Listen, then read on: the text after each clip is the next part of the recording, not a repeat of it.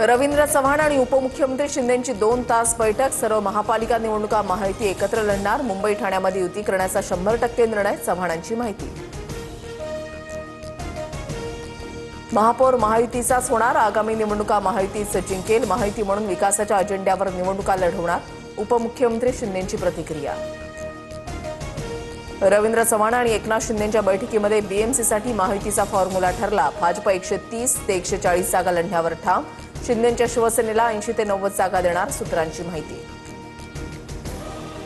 भाजपचा मलिकांना विरोध कायम। मुंबईमध्ये अजित पवारांच्या राष्ट्रवादीचं नेतृत्व नवाब मलिक करणार असल्यानं निवडणुकांमध्ये युती नाही। सूत्रांची माहिती।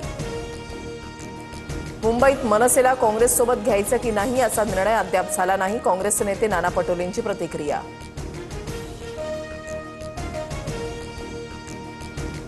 जुनी पेन्शन योजना लागू करण्यासाठी नागपूरच्या विधान भवनावर सरकारी कर्मचाऱ्यांचा मोर्चा। राज्यभरातील हजारो शासकीय कर्मचारी मोर्चात सहभागी।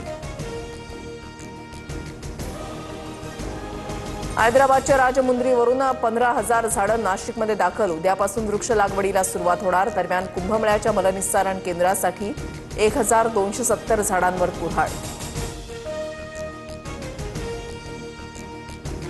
साधू संत झाडावर राहतात का? तपोवनातील एकही झाड तोडू नये। एक दिवस लोक चीड व्यक्त करत चले जाव म्हणतील। अण्णा हजारे आक्रमक।